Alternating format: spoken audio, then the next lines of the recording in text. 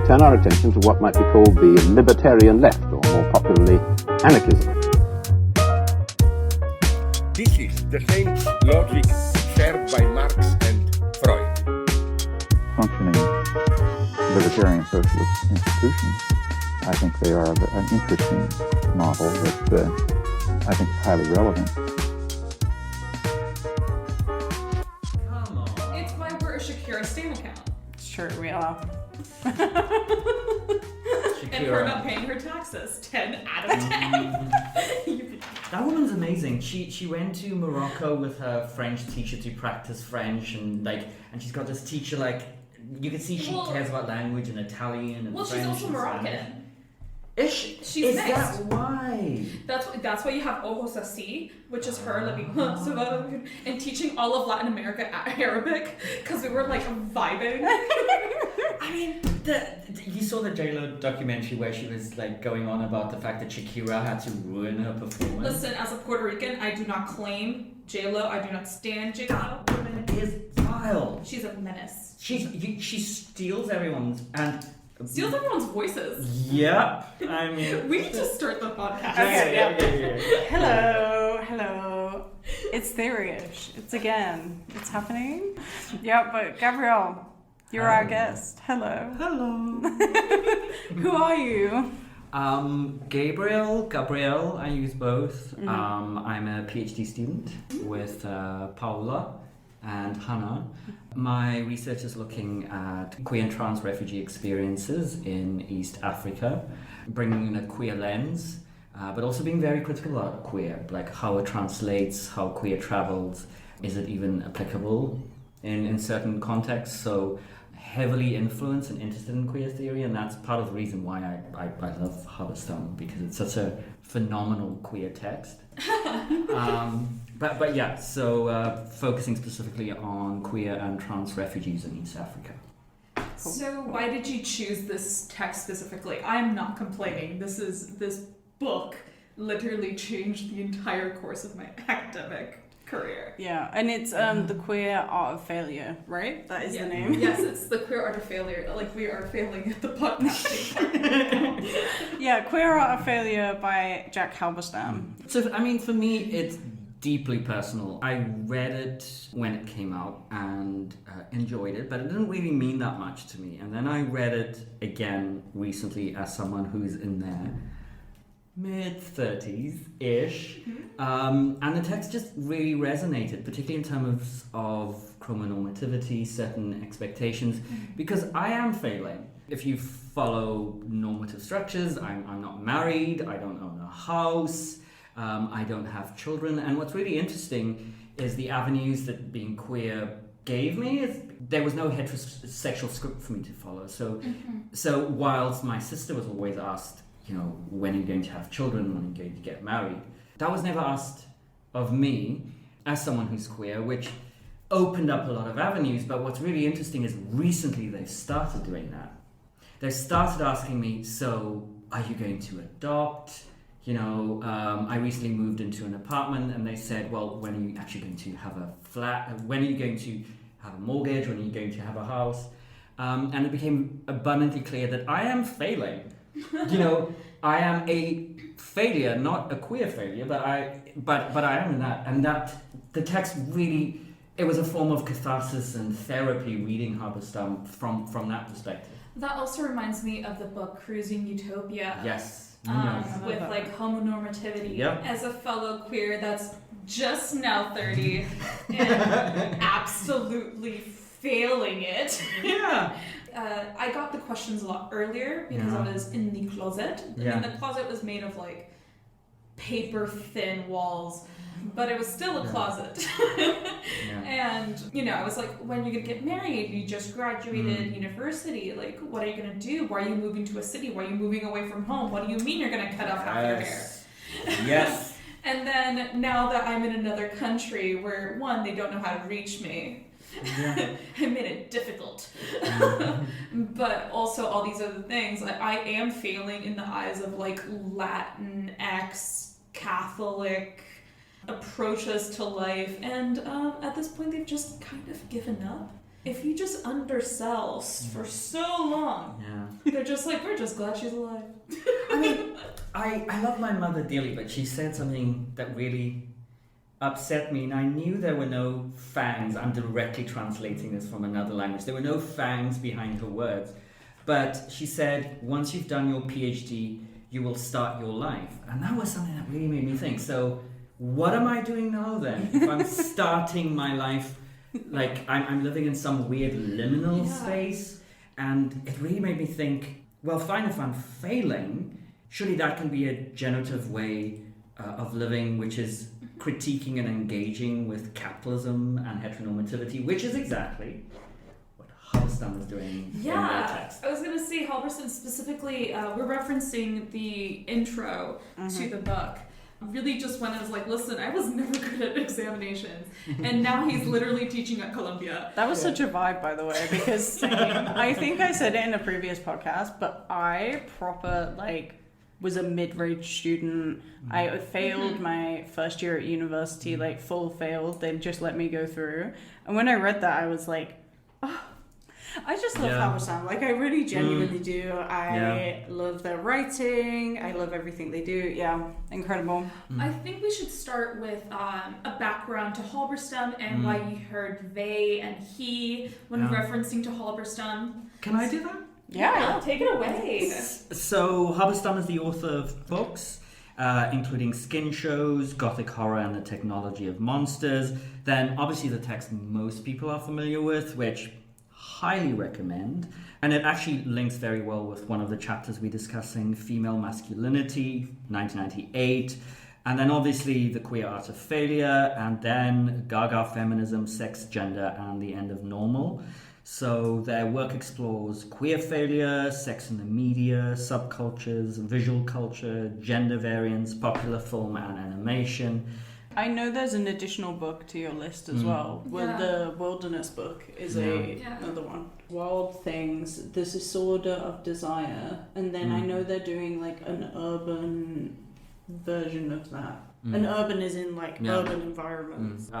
Thanks for that, Hannah. So then the other thing also is I mentioned he. I said he and then I said there. And Halberstam, again, highly recommend, amazing blog of theirs, where he notes, so if you're wondering about my pronoun use and would like it resolved once and for all, I cannot help you there. But if, like the UK in the 1980s, you are ready to give up on the imperial system of measurements in favor of new metrics, then consider my gender improvised at best, uncertain and mispronounced more often than not, irresolvable and ever-shifting. I mean, that is fantastic. Tattoo that on my body. I mean, because people always, the way I engage with my pronouns, I prefer they, them, but I won't get upset if she, her, he, and it depends on context, and that's actually, I don't know if people will see how I spell my name, but I spell it Gabriel/Ali, which just is a signal, it's a way of engaging with the fact that sometimes I am he, him, and sometimes I'm they, them, sometimes I'm she, her. It's not a permanent state. And I think Halberstam articulates, again, far better than I ever. Yeah, no, I recently had to provide my pronouns for a presentation that I'm going to be giving. And I was like, any and all pronouns. And they're like, what? I was like, all right, I need to be nicer. So this book is a really fascinating book. It's divided into different chapters, each chapter having its own theme. So it's very popular style, I think we've seen specifically from American academics, where they choose a single theme and that is the chapter. We kind of explored it in Epistemology of the Closet. It works very similar.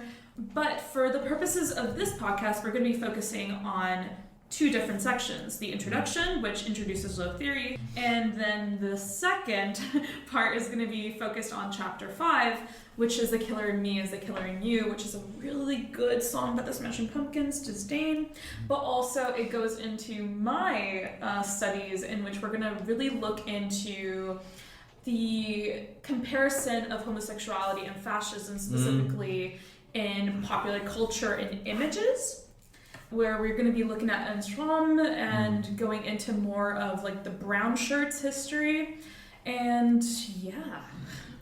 So my way of summarizing it was that the text is about finding alternatives in relation to conventional understandings of success in a heteronormative capitalist society, linking to what I earlier said, to academic disciplines that confirm what is already known according to approved methods of knowing, and to cultural criticism that claims to break new ground but cleaves to conventional archives. The text encourages a willingness to fail and to lose one's way, to pursue difficult questions about complicity, and to find counterintuitive forms of resistance. Do we want to have a little introduction to this kind of introduction chapter that we read? Introduction to the introduction. Introduction to the introduction. Yeah, a little summary for people who might not have read it, because it's like 26 pages, 24. Yeah, it is a really nice introduction.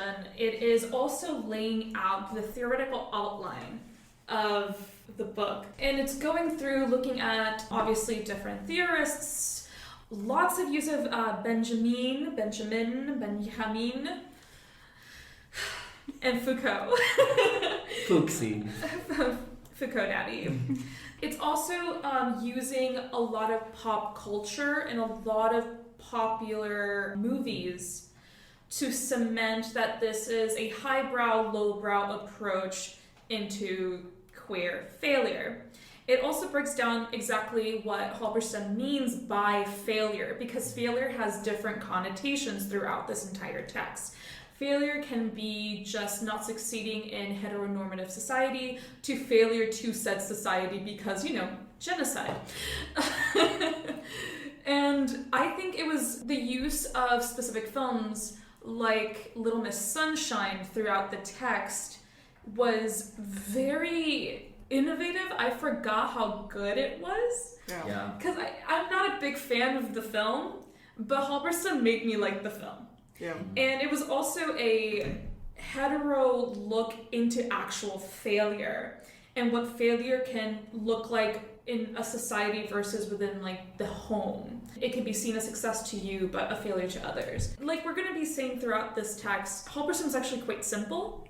It's not that deep, but the thing is, he makes it deep. Yeah, it's taking a simple idea and making, like, I wanted to say there was another kind of version of failure that I read in, and I feel like you're touching on it, but the failure to live up to your almost like capitalist potential, right? Your failure to be a productive citizen, I guess. Failure to the state, maybe. Yeah, and that failure is generative. Yeah.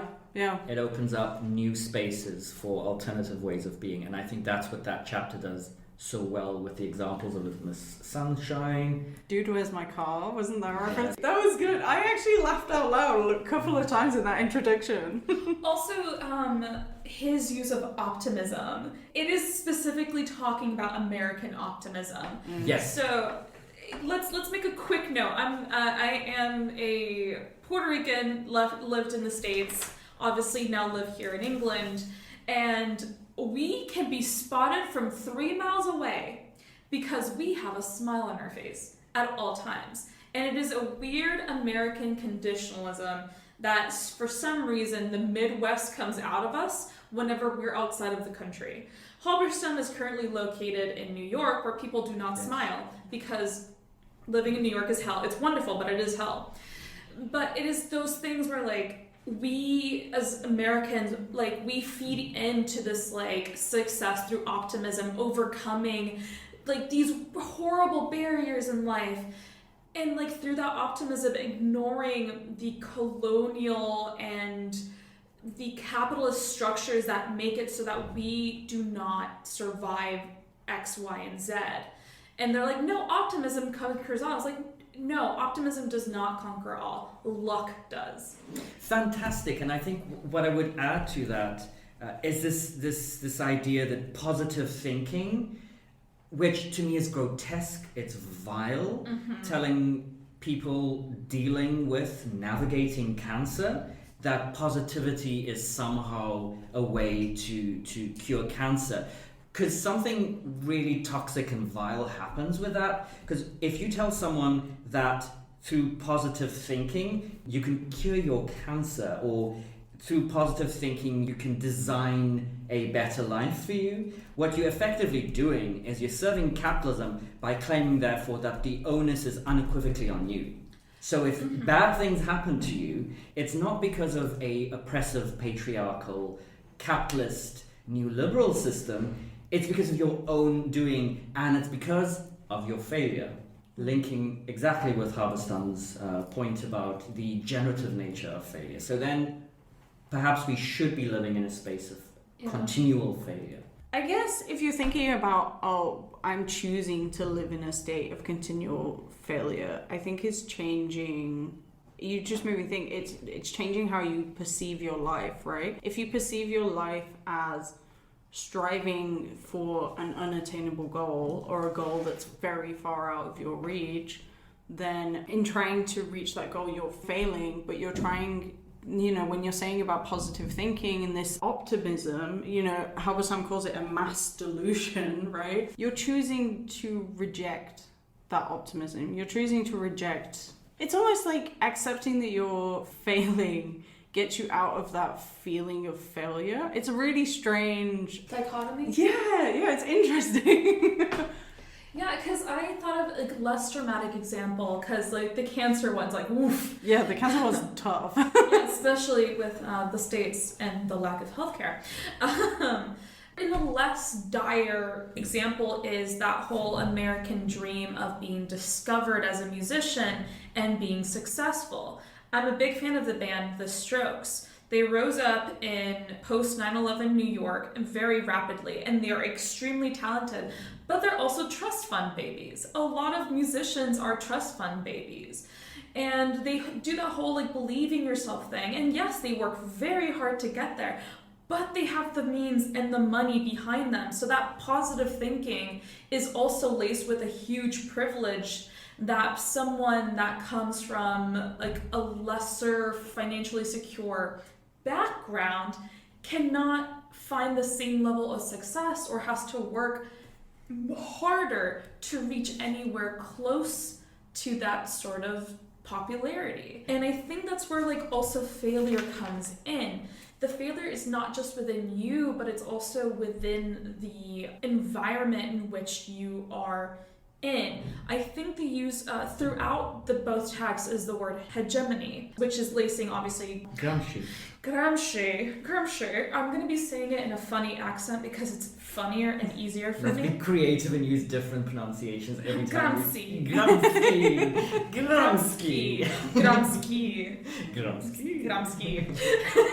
Just the entire podcast just saying Gramsci.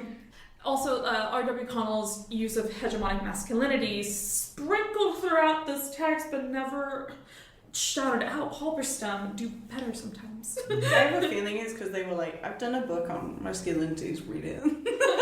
Probably. He's probably listen, I've done it before. And Connell bestie. I forgot the point. Move on. It was so good until I forgot. Oh no. Okay, well, if you remember it, let me know. Catch that train of thought.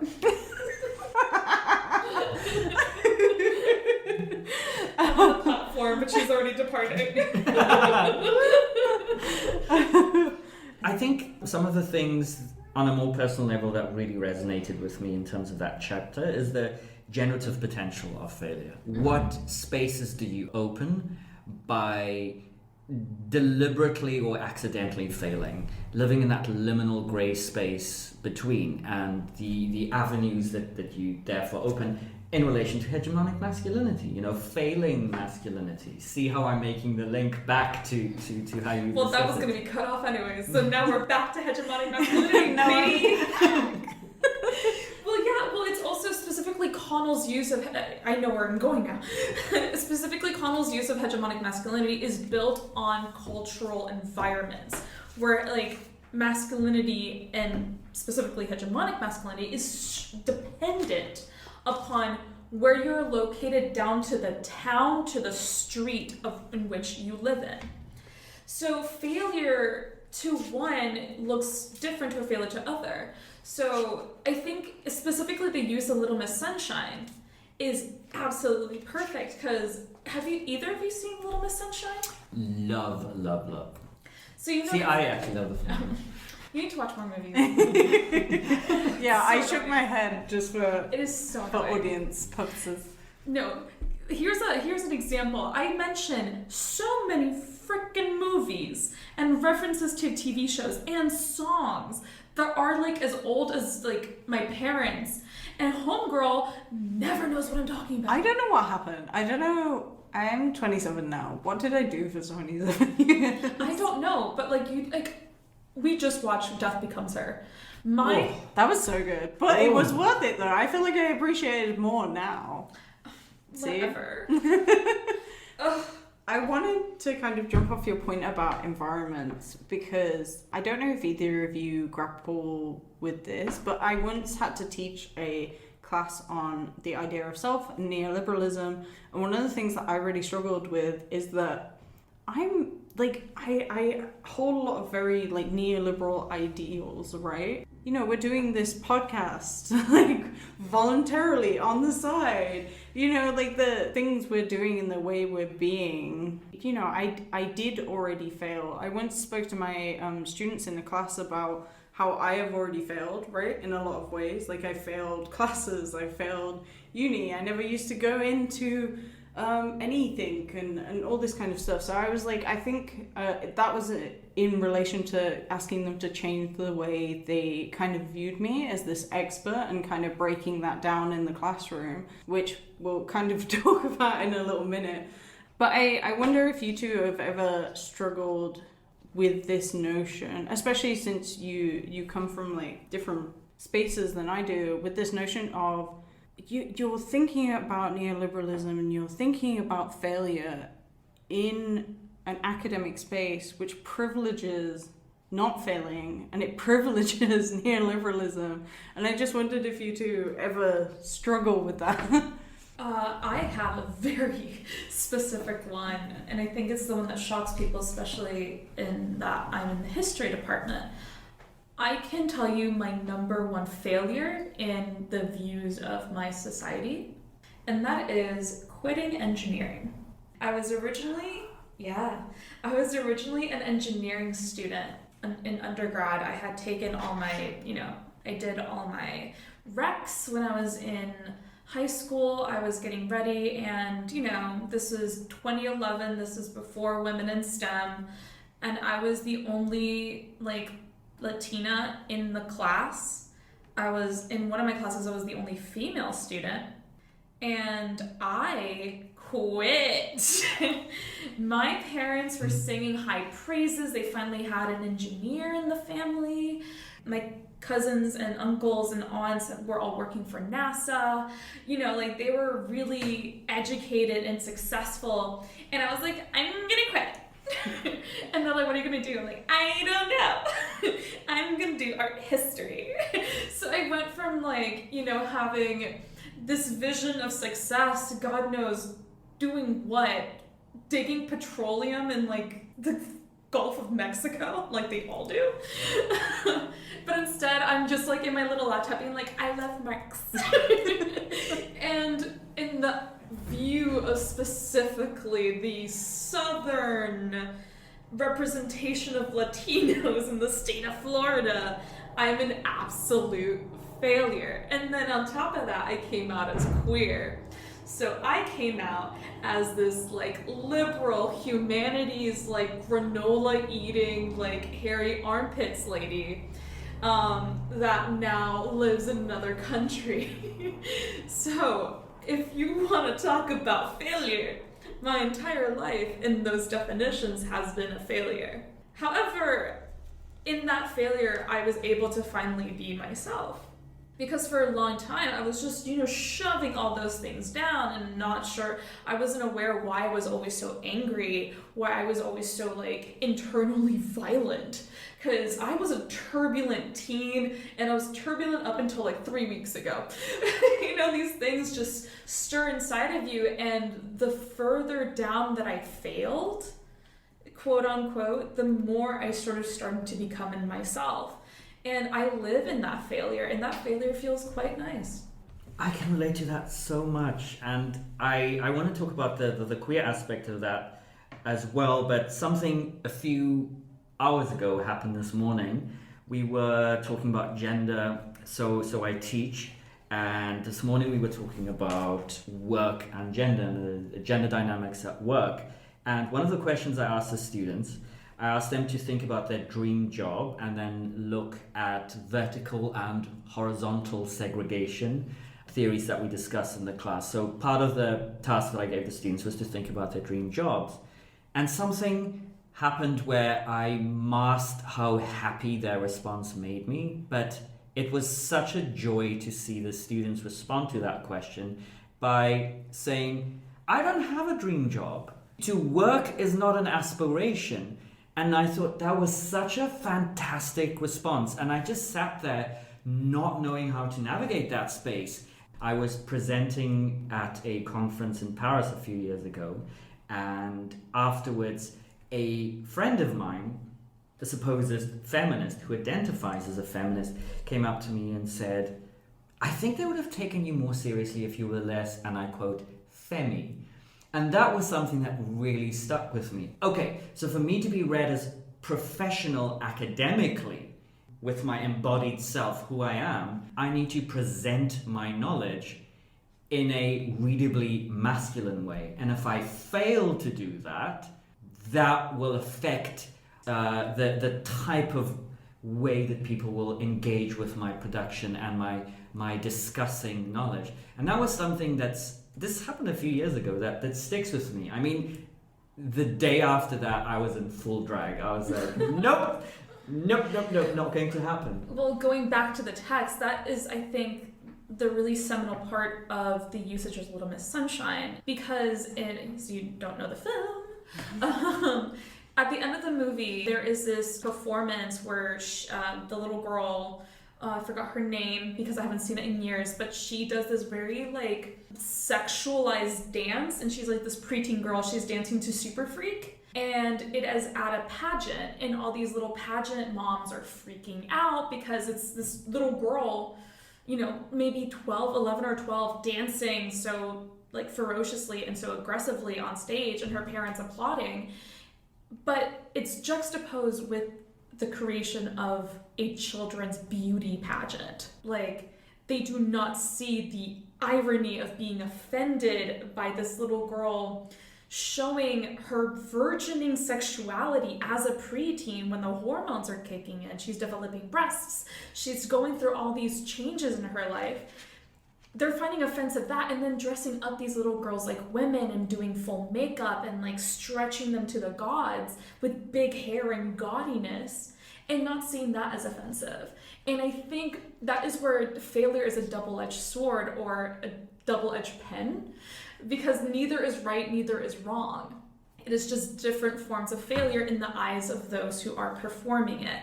With that, there is this really nice quote on page 3 that says, "A failure preserves some form of wondrous anarchy of childhood and disturbs the supposedly clean boundaries between adults and children, winners and losers.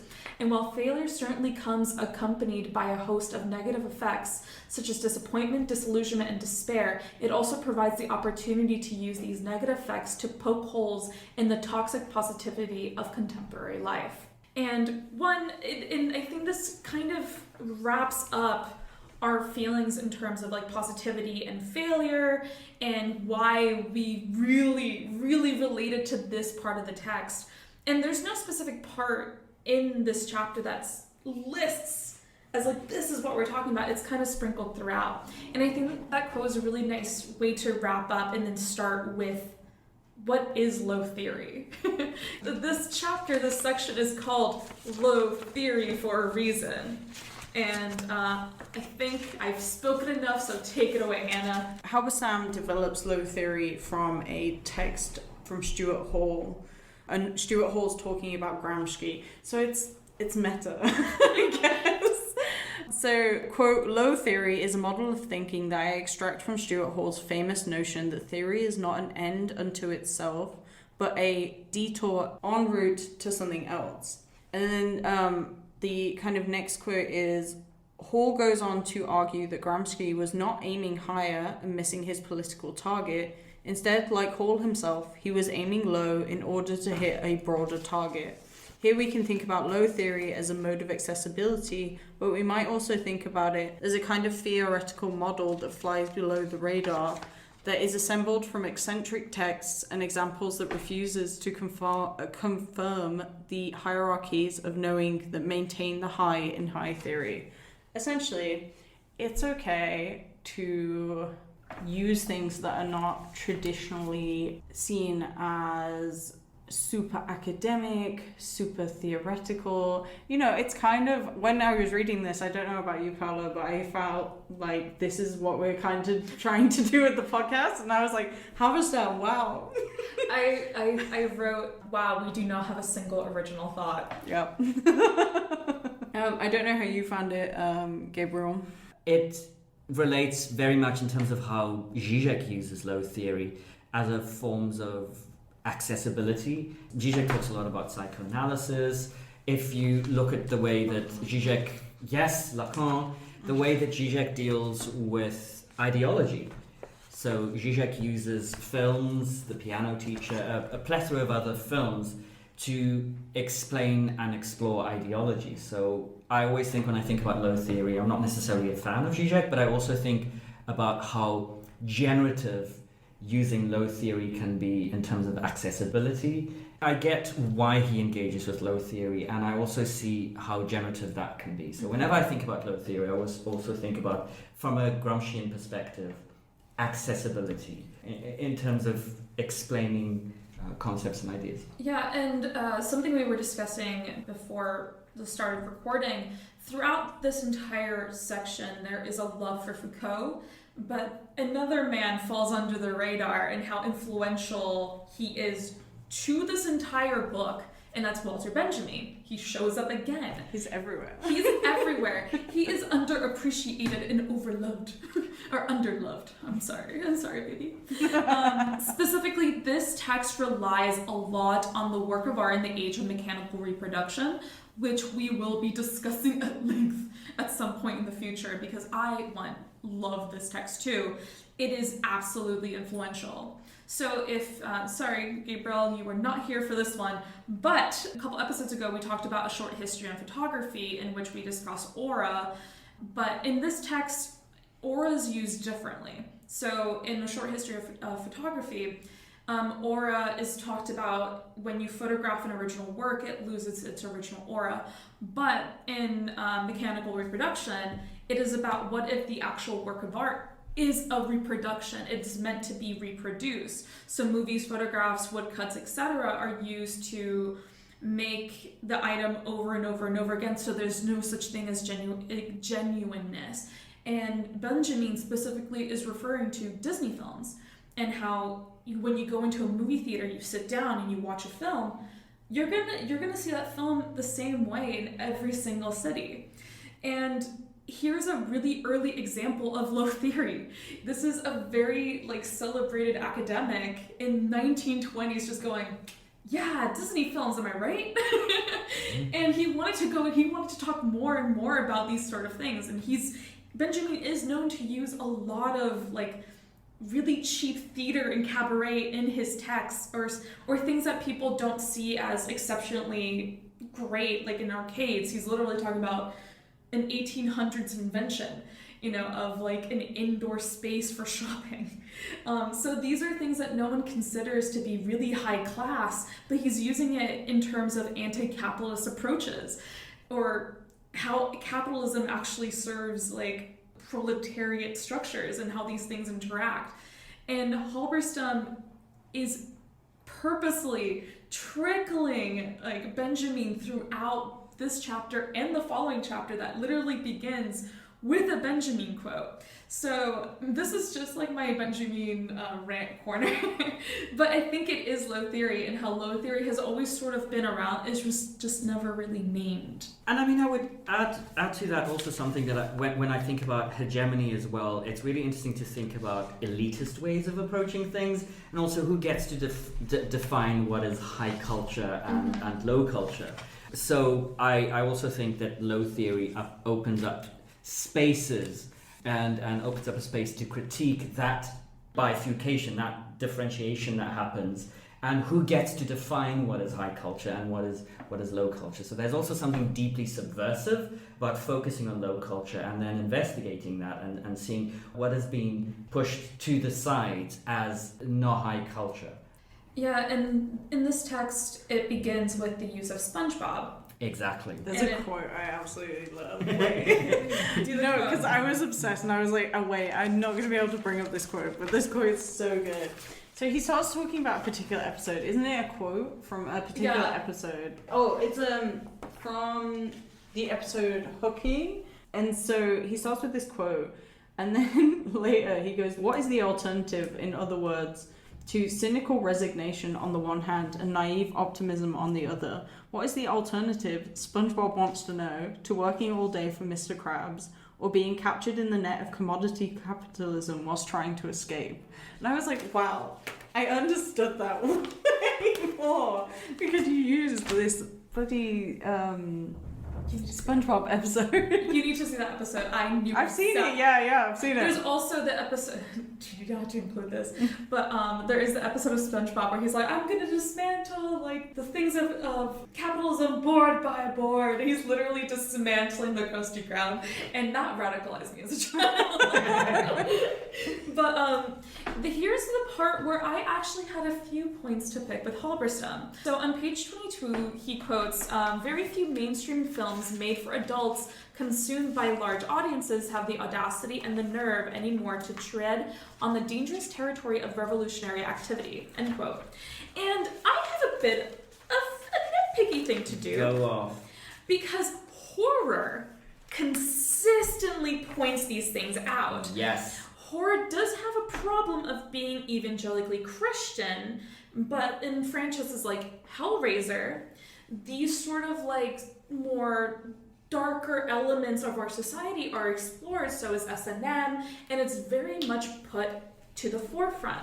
And more recently, obviously this text was from 2011, the two movies I'm going to reference right now are obviously from the last 1 to 2 years, and that is Knives Out and Triangle of Sadness, which both movies highlight class inequality and feral human behavior when the classes are leveled.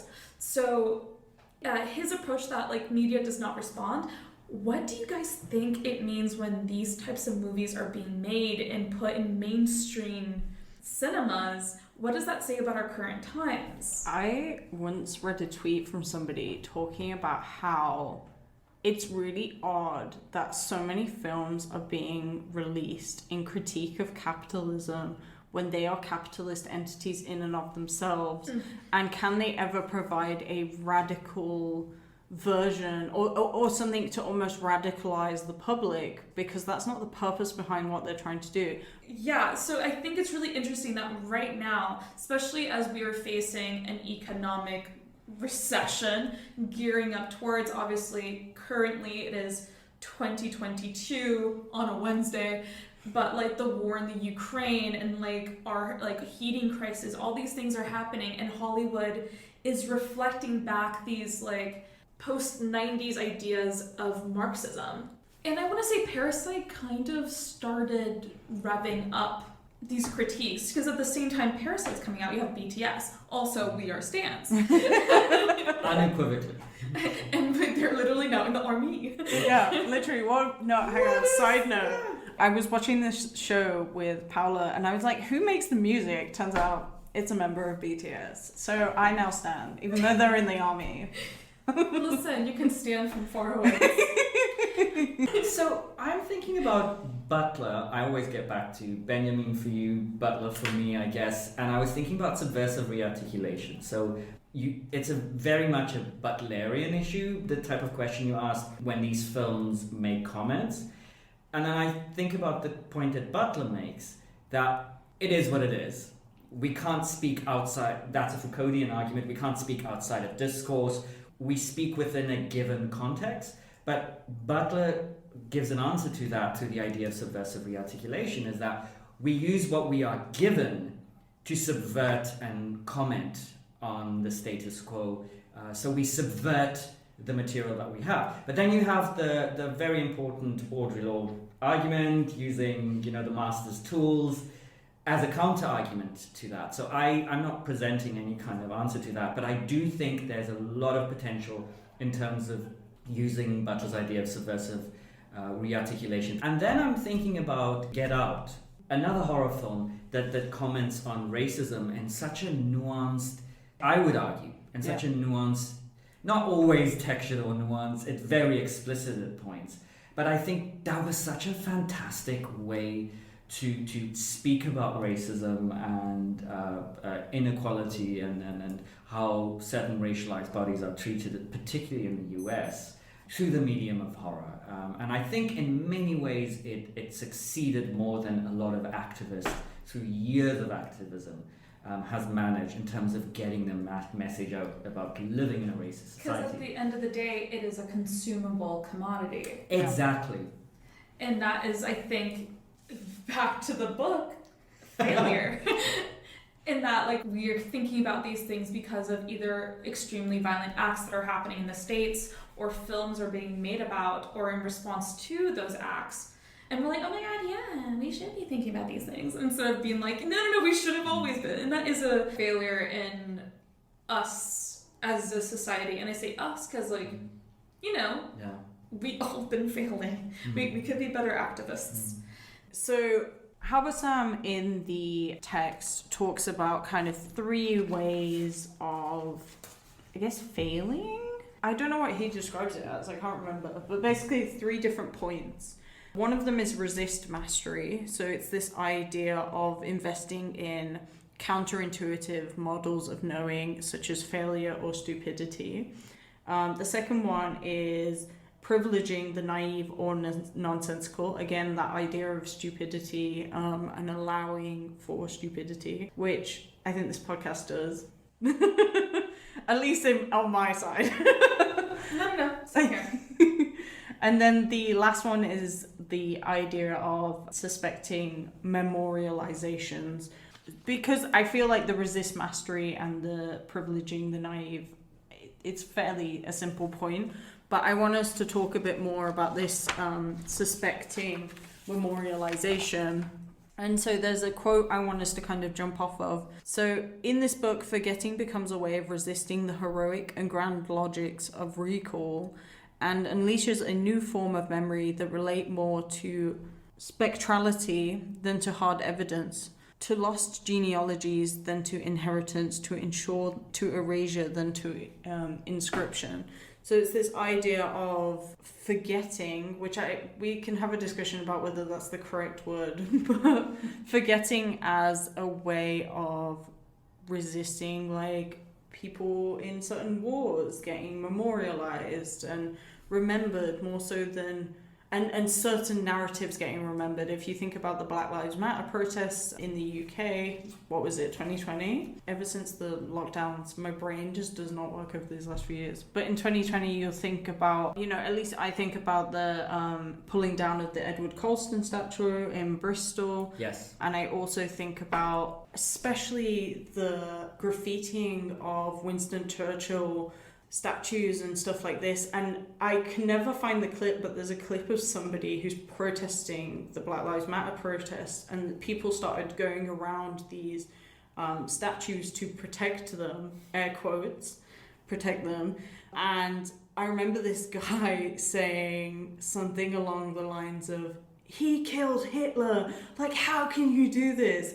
It made me really realize that we have memorialized certain narratives very hardcore in this country, speaking of the UK. But I wanted to know kind of your thoughts on the idea of forgetting, which I think is interesting, but this suspecting memorializations. Halberstam does something very interesting in the text. If you listen to interviews where he presents his work, he states unequivocally that he's not, again, using that word unequivocally or unquestionably speaking in favor of forgetting. He actually explicitly acknowledges that the far right, oppressive movements rely on the act of forgetting. So Halberstam in no way is advocating for absolute, but there is, for Halberstam, subversive ways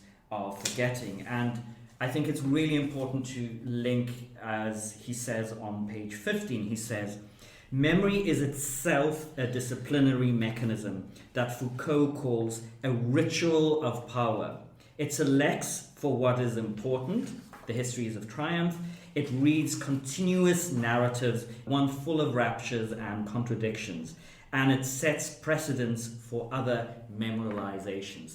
So for me, that made me think about who gets to remember and who's responsible for that memorialization that happens. And something that I find really interesting in terms of that is I was lecturing at the University of Cape Town during the Rhodes Must Fall protest. I don't know how many people are familiar with that, but it was a student protest started at the University of Cape Town. I was there when it started, against racism. It was a decolonial resistance focusing on more decolonial approaches to education, more Afrocentric knowledge. And what was interesting is it focused on the Cecil John Rhodes statue. So they said, as students racialized as black, we have to look at this statue on a daily basis. It needs to be removed. It's offensive. This was an explicitly racist man that compared black South Africans as children. It was just a horribly racist man, and we have to look at the statue. And what was interesting in terms of looking at forgetting and remembering is something really interesting happened there, where the statue was very happy about that. It was removed. But then there was a lot of discussions about what happens with forgetting now. Because now that that statue is not there, there's no discourse around that history of racism and the role that Rose played in South Africa. Yeah, it's similar in Germany.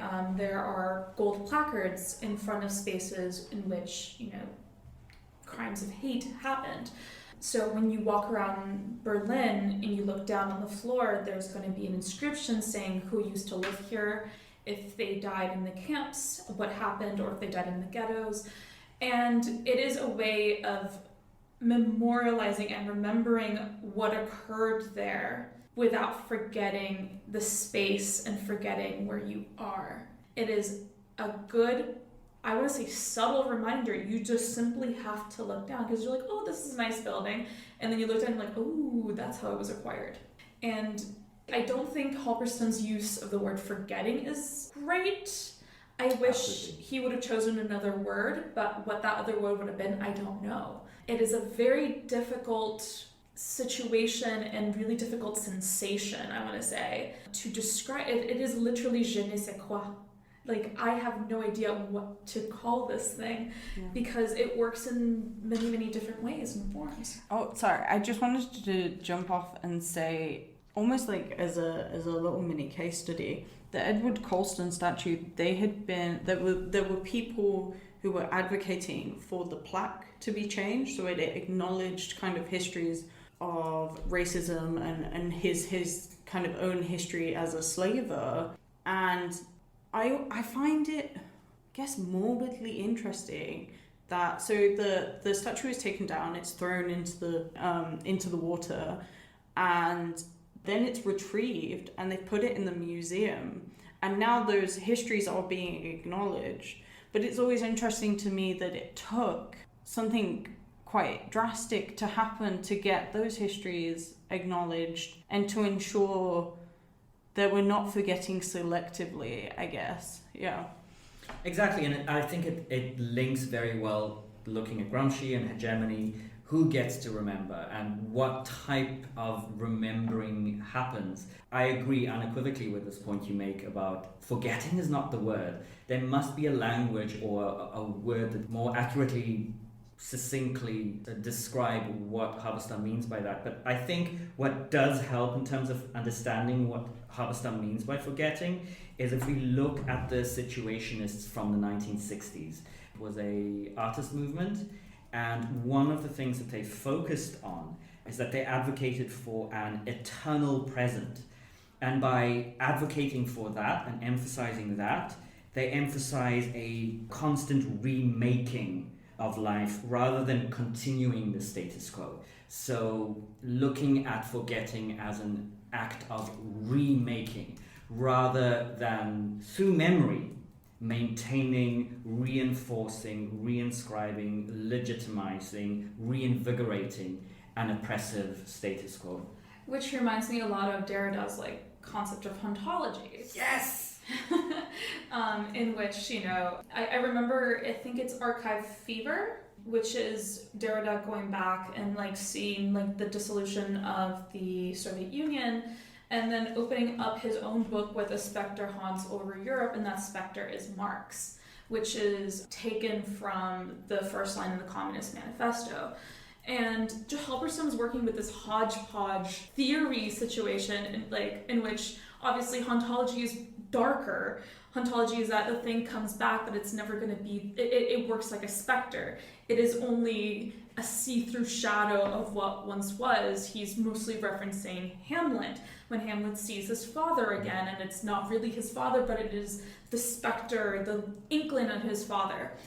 And Halberstam sort of tends to lean into hauntology, but doesn't fully go there.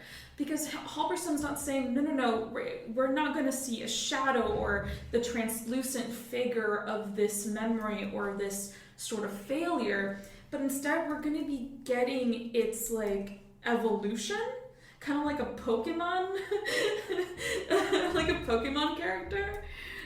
Just sort of it just becomes something else, or it goes in another different direction that somehow it is linked but also not. There is no actual word for this, and I think the closest I was thinking was hauntology, but not. I might have a word, and it's like you both reached into the depths of my memory. I used to do memory studies, right?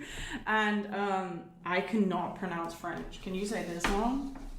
Le lieu de mémoire.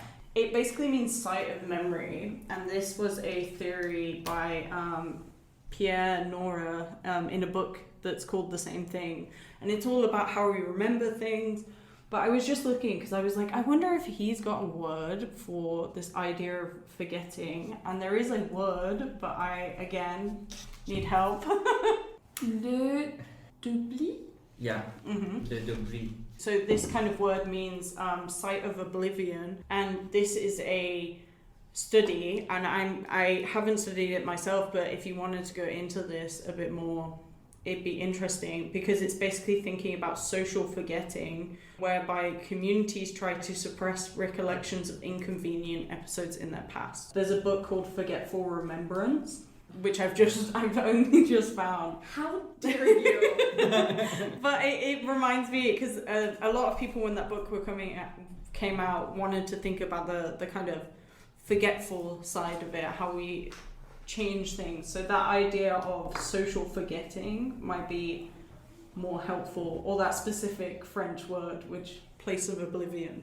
But yeah. I can see my French ancestors hating me for my horrible French pronunciation. But isn't it interesting how Halberstam's failure to have a word ended up being generative? I think Halberstam's got a point in the end. Something was created from this failure to actually find a word to adequately describe it. If we kind of move on, connected, but as kind of separate chapter, Paola, I'll have you kind of introduce it, since this is your area. I thought you were going to say my baby. I was like, I hope not. So we're going to be hitting on chapter 5, The Killer in Me is the Killer in You, Homosexuality and Fascism. So the TLDR on this chapter, it starts off with a bunch of American theorists in the 90s sort of thinking about the relationship between homosexual imagery and fascism. And specifically, Halberstam is going off on Sedgwick and her blanket statement that there was only one homosexual Nazi, and that was Ernst Röhm, who was the leader of the Brown Shirts before he was killed during the Night of Long Knives. Him and his lover were killed that night. And the text just goes into a lot of, I want to say once more specifically, American approaches to this sort of imagery, and to kind of quote Susan Sontag's title, the fascinating aspects of fascism, and how it trickles into photography and the arts, to the point where this chapter ends with references to art, one of them being very recent with Collier Shore's use of young boys in military uniform in Bavaria, where her family used to be from. Used to be because Collier Shore is a Jewish queer artist, and her family was kicked out of Bavaria because of the Second World War. And that is a very rapid summary of this chapter, because to be quite honest, it's a very obvious chapter. Yeah. Like, we started off the last section saying, oh, this is very simple, and then we have been talking for an hour. But this one, it is simple in that the idea comes across. There's no such thing as one thing. You cannot know numerically how many gay Nazis there were because of forgetting and because of memory. I'm specifically referencing Oskar Derrida, who had this SS unit made up of quote-unquote criminals, which included, near the end of the war, former homosexual men that were imprisoned in the camps. And these homosexual men had military backgrounds, so at the very end of the war, where they literally needed bodies, they were like, Rhetoric Schmeric, here's a gun, go commit some war crimes. And they did. So I'm specifically referencing Richard Plant's The Pink Triangle, where he spends several chapters talking about the presence of Ernst Röhm and sort of killing the homosexual virus within the Nazi party. And that has been a mythos that has existed throughout. And because of Ernst Röhm's presence specifically in the very beginnings of the Nazi party, Nazism has been really closely associated with homosexual imagery and the creation of homosocial spaces, very carefully ignoring the fact that any military is a homosocial space during this time period. Women were not riding tanks unless you were in the Soviet army, and that is a different story altogether. In post-war Western mentality, there is an obsession with fascism because it never left.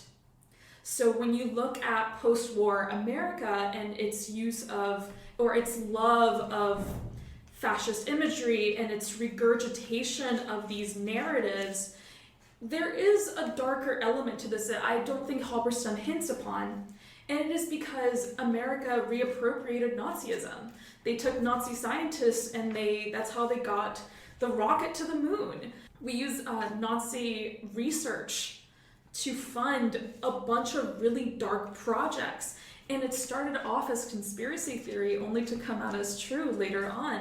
So there is an American fascination, and by consequence, a fascination for me with fascism and fascist aesthetics. And where I think Halberstam really ends on a great note is that it is not a celebration of fascism, but it's more of acknowledging the fact that there is a lot of gay men specifically that tend to hold on to this imagery and try to deny it all they might. It is still originally fascist imagery. Fantastic. I'm trying very much not to finger snap whilst you said that, but I fully agree with that. And I think the chapter really made me think of a quote from Firestone in her text, The Dialectic of Sex, the Case for Feminist Revolution, where Firestone says, "To be worshipped is not freedom." Now, I think Firestone here is talking about women and a response and a way of approaching feminism where women are worshipped as better than men.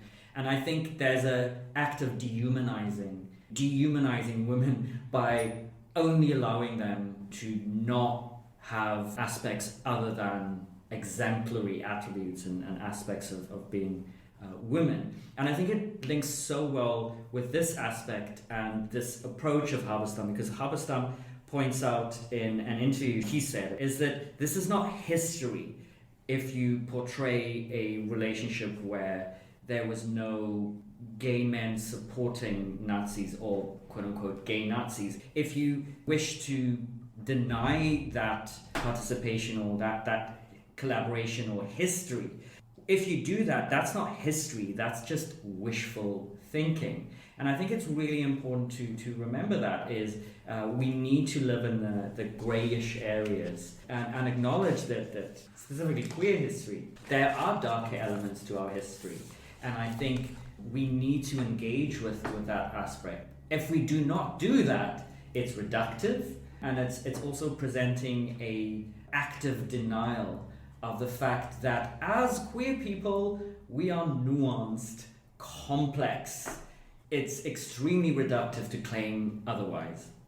Yeah, and in complementary to this chapter specifically, Gabriel recommended the episode of Bad Gays on Ernstrom as a general blanket history of him, and I highly recommend it. It's a good intro to Ernstrom, so if you're confused as to why we're specifically pointing him out, it's because of this. And a quote that Halberstam hit upon is Ernstrom was predominantly ignored till his homosexuality became a problem. Because Ernstrom was very successful during the First World War. He was a decorated war hero. And then when he started becoming a bit of a problem for the Nazi Party, they sent him to Venezuela, where he wrecked up Venezuela and was actually a very successful military person. And then he comes back to Germany, and the higher up, specifically Goering, is just like, we cannot deal with this man and his gayness. Because the brown shirts were successful. So the brown shirts, if you do not know, were like the pre-SS militia. They led a lot of puts. They were publicly disturbing left-leaning groups and centrists, everyone that was not a Nazi Party member. And they were also fighting people in the streets. They were gangs of people. Like, I don't want to... We call them paramilitary, but they were mostly made up of like gangs and people that were not old enough to fight in the First World War, but wanted to prove themselves as military people. And that goes into a lot of hegemonic masculinity issues. And if you're interested in that specific history, Stormtrooper Families by Andrew Vekefuss is perfect. But this is sort of what Halberstam is hinting upon. It is these specific men, but they were all led under a quote-unquote gay Nazi. And I say quote-unquote because he was just a homosexual man. He was a horrible person, and there's no denying that he was a horrible person. But he was also the first publicly gay, politician. Yeah. And that is something that we all need to sit with. Halberstam uses a Bassani quote that says, "The erotic is an equal opportunity archive. It borrows just as easily, possibly more easily, from politically problematic imagery than from politically palatable material." And I think one of the things that's really interesting, at least for me, about this chapter is it points to a problem in queer history, which is less than queer history. There was gay and lesbian history, there was queer history. You had, in gay and lesbian history, people looking backwards into the past to find us, right? The point was to find other people who were like us, but queer history was more so saying, actually, there's no us in the past, but there are people that rejected kind of sexual norms and gendered norms and all these kinds of things. But one of the issues that has come up kind of time and time again is this reliance on queer people who have done good things, right? Or are seen, I kind of compare it to like the Whiggish history, the idea of progress, we're always progressing. Actually, we're not progressing. There have been good and bad people. People are complicated. During my upgrade, which is where you transition from a first year PhD student to a second year PhD student, someone asked me, why specifically are you studying this history? And I said, because I'm sick of gay exceptionalism. Yeah. And it is a picking and choosing selected histories to shape ourselves. And that is extremely dangerous because it is running in a parallel line, not crossing, running parallel to what fascism can do, which is create its own image and its own history. And the usage of fascism in this chapter in terms of imagery is going specifically in the guise of Tom of Finland, and it is going into Susan Sontag's essay called Fascinating Fascism.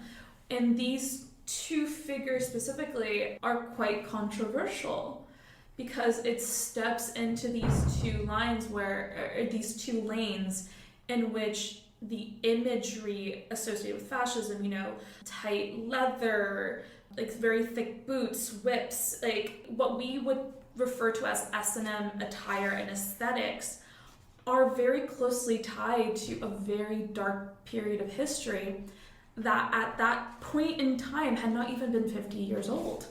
You just reminded me of ways we can almost like counteract this, because I think I'm thinking of the forgetting, and I'm thinking of the. By the way, if you're interested more in the kind of theoretical side of this, I really recommend reading Heather Love's Feeling Backwards, Loss and the Politics of Queer History. She goes more in a kind of queer novel point of view, but her overall point is that if we actually purposely forget these queer histories, we're going to end up in a place where we're not politically active anymore because we're thinking, everything's good now, and it's not good. Like you end up in a very settled state, I guess.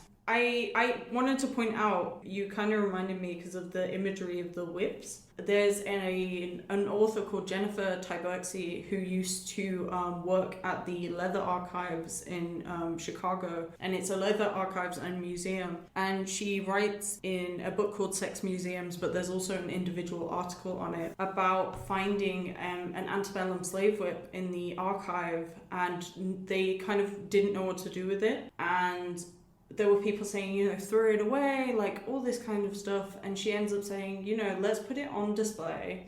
And it was kind of, if I'm remembering correctly, it was put in the center of the room in an exhibition on kind of race and power and BDSM and how all these things, all these kind of histories come together. And she calls this kind of theory queer curatorship, because you're almost putting objects in conversation with each other. You're allowing them to point to the complexities of using whips and chains and stuff in BDSM, but also these objects having a very complicated and difficult history. So yeah. That's exactly it. And it's one of those, like, I'm not trying to be a prude or any of these things, but it's the acknowledgement that these items that we use and that have changed throughout all this time have a base in something that is uncomfortable, that does not make us happy. That was a very that was very simple. You said it so beautifully. Like, does it make us happy? But specifically, I think we've been like dancing around like the main point of this article, and that is the obsession with hypermasculinity within male-loving male circles. And I want to say specifically male-loving male circles because this is not inclusive of queerness. We're talking specifically on homosexual men. In my notes I wrote Mask for Mask Fascism Edition because it is Mask for Mask Fascism Edition. It is how the obsession of Ernst Röhm with like hyper-masculine men literally led to his downfall. Because the military is a homosocial space, and usually in the military, everyone's very fit because you have to run, because you are what? Fighting. So it is, if you like very masculine men with washboard tummies, you go into the military. Or you go into any of these sort of spaces. It is made for recreational like use. I want to reference like the YMCA. Like there is a reason why the Village People sang about it, and it's because it was a space where you could literally work on your body and show your body off. So these spaces are also cruising points.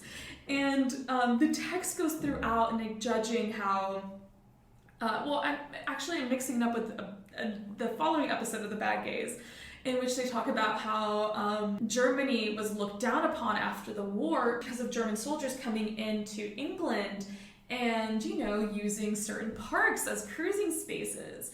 And it was like, oh, those Germans, they came in and invaded us, and now we're having to deal with their like weird, screwed up masculine ways. And meanwhile in Germany, they're just like, yeah, this is screwed up.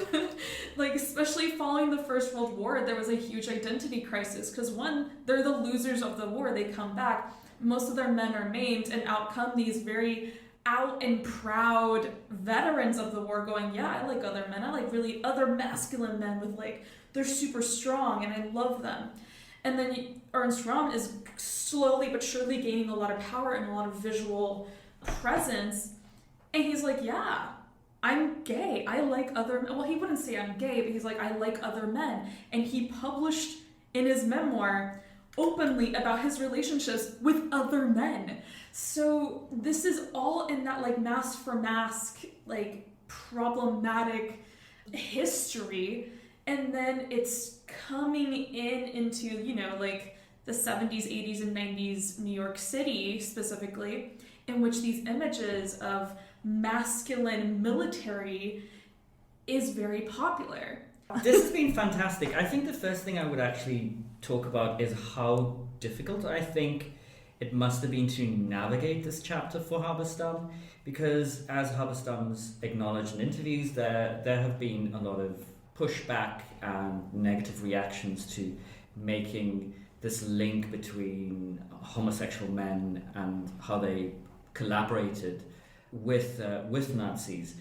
What's interesting is I also get why that is, because if you look at 1995's The Pink Swastika, that is overtly homophobic, explicitly horribly homophobic, making this explicit connection, somehow arguing that queer men were not persecuted, did not die during this period because they were actively involved in the persecution of Jews and others in Germany, which is just historically inaccurate. So I can understand why people would be very sensitive when they engage with this material, because you also don't want to support this very reductive, simplified version of the past.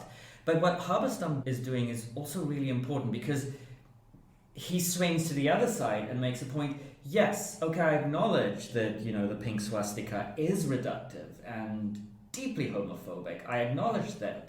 But we also need to be mindful of the fact that there were those who were complicit in some shape or other during this period, and to claim otherwise, as does Sedgwick, in my opinion. You know, Sedgwick claiming explicitly that there was only one gay Nazi, which historically it's just not the case, as Paola can kind of support. Halberstam is also saying, well, we also shouldn't do that. We should acknowledge that that would also be a reductive understanding of that. And I think it links so beautifully with that Bassani quote in terms of its equal access, in terms of who's got access to that. And I think Halberstam treads and navigates that space fairly well in terms of how he deals with that material. Because as I said, I explicitly started, when we started talking about this chapter, with that feminist quote, is that there's something deeply dehumanizing about presenting all queer people and queer sexualities as always unequivocally subversive and somehow revolutionary. That's not the case. We're human beings. You know, we've been bad in the past, we've been good in the past, and if we really take historical accuracy and being nuanced and textured about our past, we need to acknowledge these. And I think that's part of the really important aspect of this chapter. And what I think is really interesting, I don't want to go on to a rant about this, but I was actually thinking, oh, am I going to be cancelled if I talk about this and talk about how much this chapter meant to me reading it? That might still happen. But the reason I agree with Halberstam's argument is it resists that very reductive 1995 portrayal of queerness and Nazism, making this link between the two, but is also resisting narratives where we are always the heroes. Fact is, we're not. we're human beings and we textured, and I think the way that he navigates with that is exceptional in my opinion. This chapter is the reason I'm doing my PhD, and there's no other way to say it. I didn't know that we could talk about these things that have been circulating in my brain for such a long time. It could be written out and explained so beautifully and so clearly. Hannah, how did you feel about reading this chapter? Obviously, the two of us have been sitting with this chapter for so long, and I work in this specific field, but how do you feel about all these narratives? See, only because I look at queer representation, right, in museums, that's my area of study. It always is interesting to me because queer representation, especially, you know, in lots of places, but in the UK, there's not really a huge amount, or, you know, there was a resurgence kind of in 2017, but there's not a huge amount, and they couldn't put on, and still really can't put on controversial stories or put out controversial representations, because really then they won't get the funding that they need again. And I think there's something interesting about the Bad Gays podcast actually does a really good job of this, of being like, actually these histories need to be told. And I, in my own research, think about whether that's one of the many failings of a museum, is the inability to tell complex, layered kind of narratives. I also wanted to ask you both, because it's a question rattling around in my brain, and I have kind of my own answers, but what do you think this chapter's relation is to the idea of queer failure? So for me, this is the more obvious form of queer failure. It is two different types of failure. One is the failure of the queer person themselves. Unstrom failing himself, not putting together that. Specifically him, if you read more into his biography, he had a bit of a left-leaning identity, but because of his preference for these homosocial spaces and these very anti-Semitic thoughts, he leaned into fascism. So that is one failure. The second failure is our failure to acknowledge that this can happen. It is the constant use of, for example, any politician that is obscenely right-wing, that doesn't believe in gay rights, or is just a horrible man, then is ousted as a gay man. It is our obsession, and I'm not saying our as in us three, but societal obsessions that like we knew there was something wrong with him. So it's when like these right-wing politicians come in and like we're like, oh yeah, we knew there was something wrong with him. It is what is inherently like evil within him, and then that comes back to associating homosexuality with fascism. It's used a lot in like the post-war period in the Frankfurt School, where they associate this insidiousness within the Nazi party to be homosexual. And there's a direct link. And one of my favorite films of all time, which is The Producers, very obviously puts those two connotations. You know, in my work, I've written the limp wrist of fascism, because Adolf Hitler is like singing like very effeminately, and then he does the Nazi salute, and he then does a limp wrist. And like these things have been in the lexicon because homosexuality is seen as innately devious and deceitful and concealed. And then fascism, or now neo-fascism, is sort of emulating that sort of concealedness. And our failure is not associating those two things. And Halberstam doesn't go out right and say it, and I think it's because this is still written in 2010s. These conversations were still new. The Proud Boys weren't a thing yet. But if Halberstam had written this right now in 2022, these things would have come up. The failure is to look at all these aspects and all these elements, and we, I think, subconsciously immediately associated, like oh, they're evil, they hate gays, they're probably secretly gay because they hate themselves. Mm-hmm. That is an extremely dangerous narrative, and I think it's sprinkled throughout like the works, back to like the images that are discussed here, which is Tom of Finland, even Susan Sontag, like, no, we shouldn't be calling fascism fascinating. We can be interested. It can be speaking in that taboo-ness, and maybe that's why we're attracted to it. But we shouldn't call it fascinating. What do you think, Gabriel? I think this is fantastic, and I'm in a position now where I actually don't want this conversation to end because I'm enjoying it so much. I think we have to acknowledge as queer people, like everyone, that we are complex beings. Yes, we have a history that we can be proud of, that is there, but we've also failed. We have a history of failure, things that we may not be proud of. And what Halberstam is doing brilliantly in this text, he's going, no, like, this is not just a heroic history that we have. We have a history where gay men were complicit, have played some role in persecuting certain people in Germany. There is a horrific history that we need to acknowledge. And I think that history of failure, where we have a history that in an ideal world didn't happen, well, the reality is it did happen, and we need to acknowledge. So it's important to be mindful of and acknowledge that history where we failed, where we have a history that some may want to hide and not talk about, nevertheless is there. And I think it links very well with a really good quote of Halberstam where he says, homosexuality is not so much an identity stretching across time as a shifting set of relationships between politics, eros, and power. And I think that so brilliantly encapsulates the contextual nature of homosexuality and resisting this linear progression of us fighting for our rights that we can always be proud of, that we were always revolutionary and focused on a better utopian future. That's simply not the case. And he argues, I have argued that in order to capture the complexity of these shifting relations, we cannot afford to settle on linear connections between radical desires and radical politics. Instead, we have to be prepared to be unsettled by the politically problematic connections history throws our way. That was perfect. How do you feel this chapter reflects queer failure?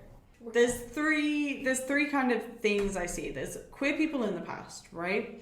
People who are failing society because they are queer, kind of like what Halberstam is talking about in the beginning, the kind of introduction, but also queer people who almost like seem to fail us as queer people now because they are bad queer, as the podcast say, there are bad gays. And then I also see it as it's a failing, like what you were saying, Paola, of us now, right? To not recognize that those people still had a kind of queerness or non-normative sexuality and gender. And I also, it's really interesting to hear these histories. I think it's a shame, even though, they reflect the bad.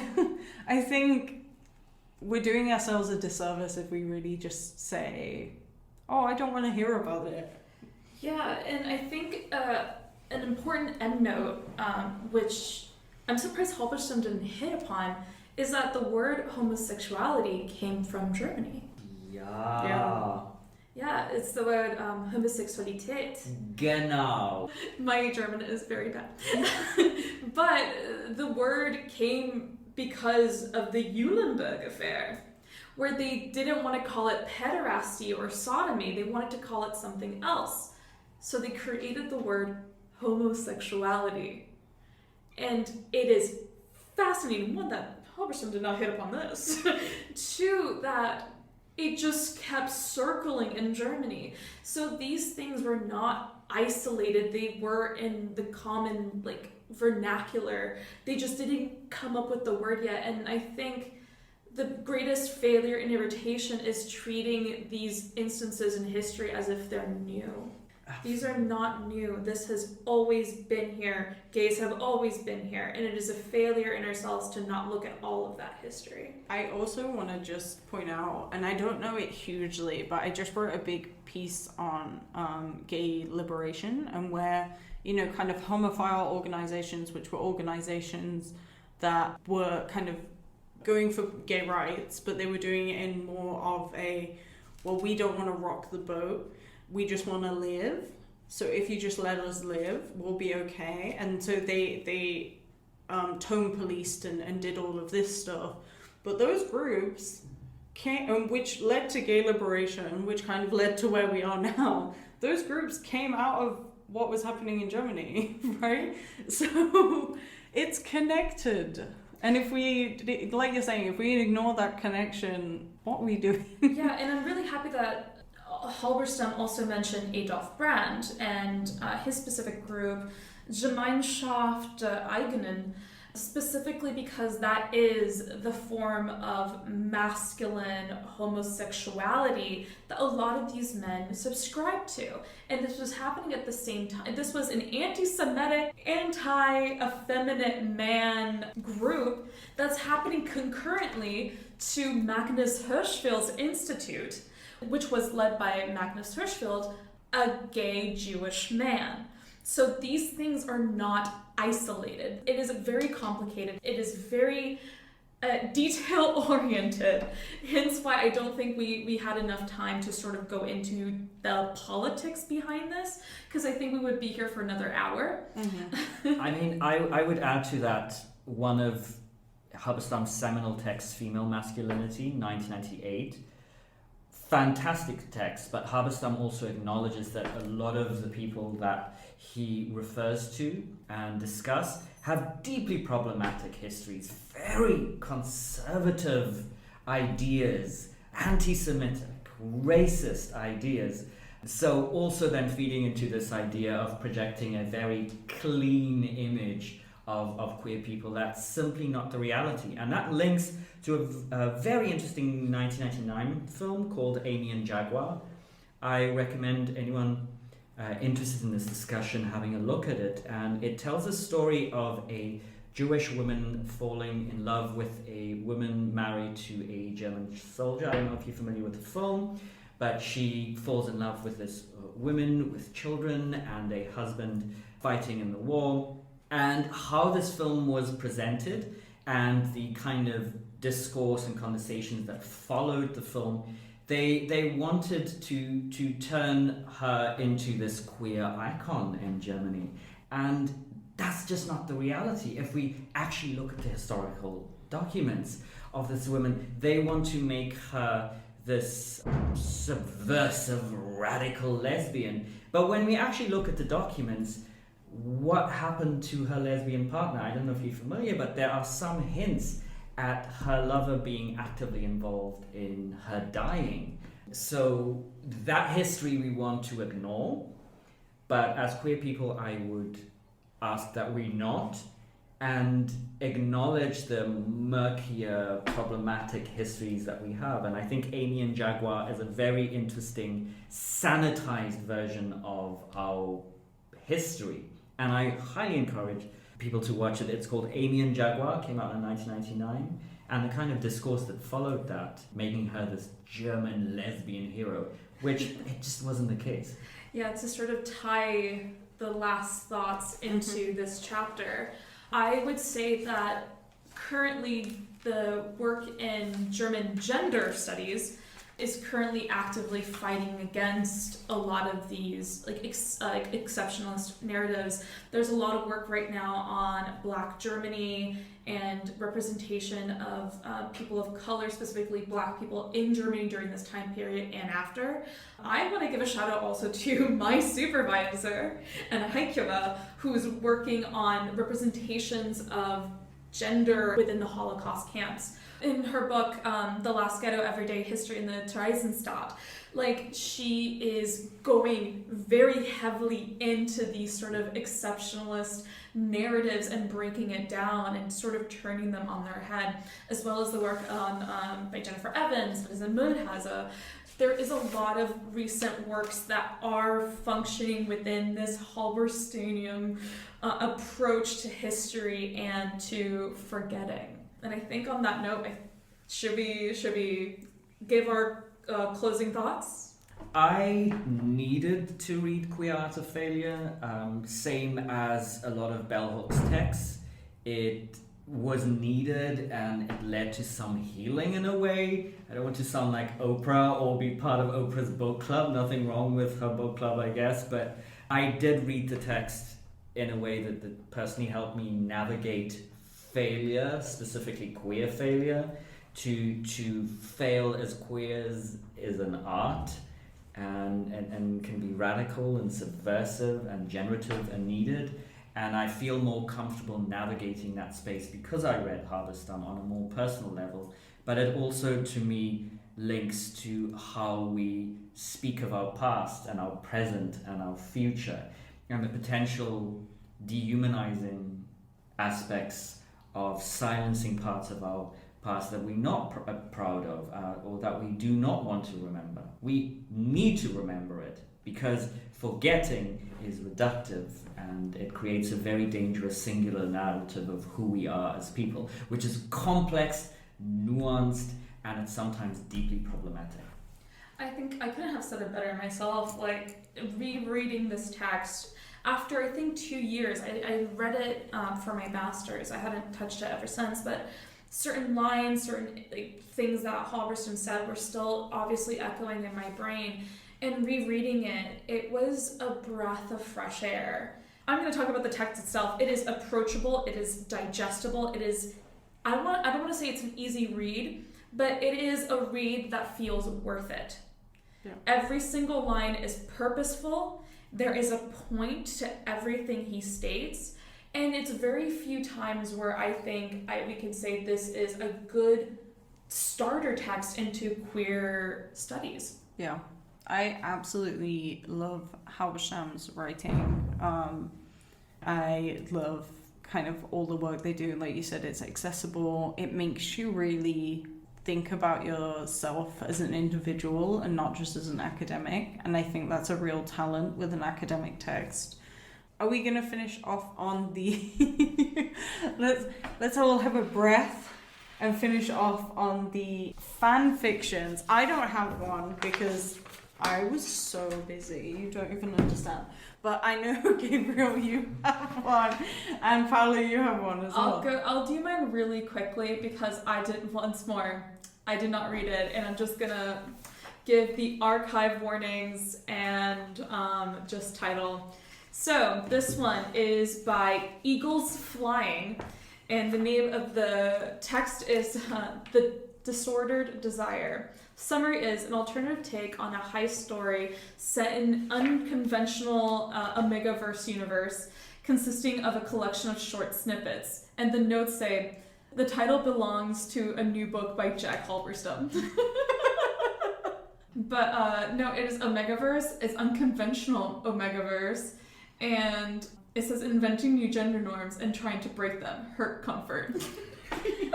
Also, I will just say, for anybody who didn't know what the Omegaverse is, which I didn't until I met Paola, look up Icarus Pendragon, that'll be fine. Yeah, we'll let you do that in your own time, because we'd be here for another 5 hours. You don't want that. And I'm not going to talk about it. Gabriel, go on them.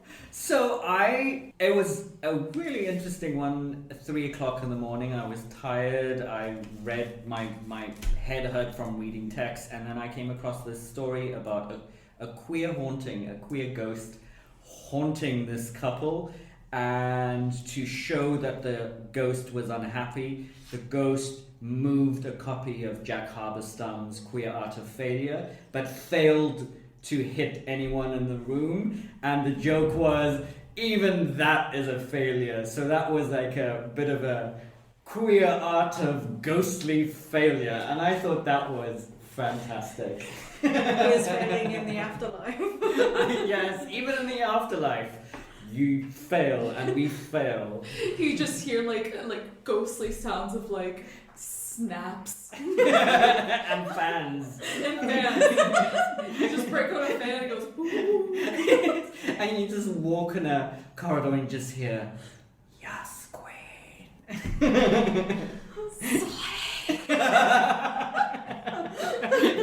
A queer haunting, yes. Oh my god. Well, that's Haunting of Hill House. Yeah. Do you know what?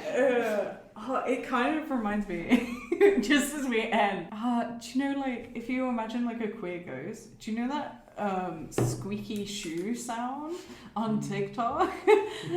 Just imagining like a ghost voguing, but there's no music. There's just that squeaky shoe sound. It's just, imagine just being in a house and then it's just like constantly death drops. Paola and I we were talking about what would a queer German ghost say? Ja, meine... Was ist da? Auf Wo Deutsch? ist mein Handy? Ja, wo ist mein Handy? German fans, ja. And with that... Die schwules Leute ist in Grindr. Oh, jawohl! Jawohl! Genau! And with that, we will say goodbye. Goodbye. Adios. Auf Wiedersehen! Tschüss. Thank you so much for listening to Theoryish. We really appreciate it and would love to hear your thoughts. Check out our Instagram, Facebook, TikTok and Twitter at Theoryish_pod for up-to-date information, and please rate, follow and leave a review wherever you're listening to the podcast. If you're interested in finding anything we have mentioned in the episode, please check our show notes or description to find more details. You can also contact us at theoryishpodcast@gmail.com. See you next time. Goodbye!